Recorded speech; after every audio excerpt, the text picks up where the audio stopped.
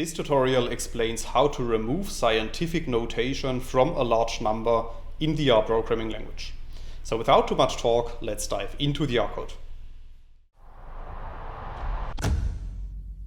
In this video, I will show you two examples, and both of these examples are based on the data object that we can create with line 2 of the code.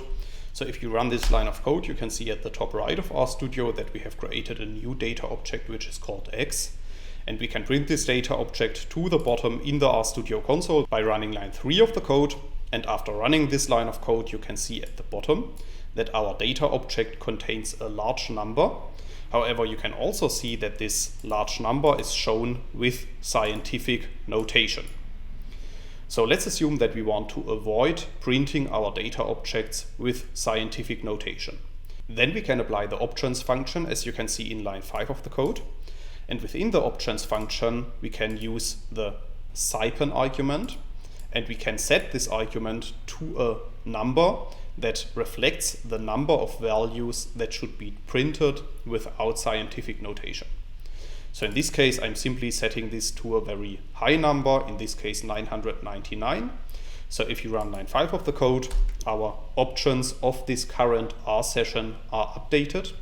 Please note that these options are updated for the entire R session, so you would have to restart R or set the options back in case you want to restore the original options.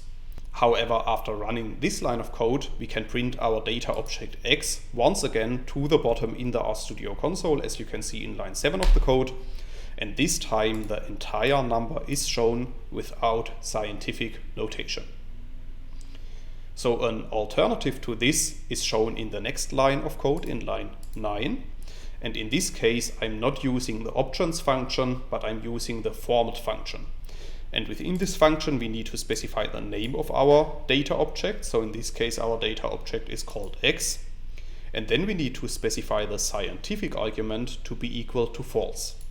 So if you run line 9 of the code, you can see that our value is still shown without scientific notation. However, you can also see that this time the format function has returned a character string instead of a numeric value. So depending on your specific situation, you might prefer to change the global options of your current R session using the options function, or you might prefer to use the format function to return a character string which contains the number in the format that you want. That's all I wanted to explain in this video.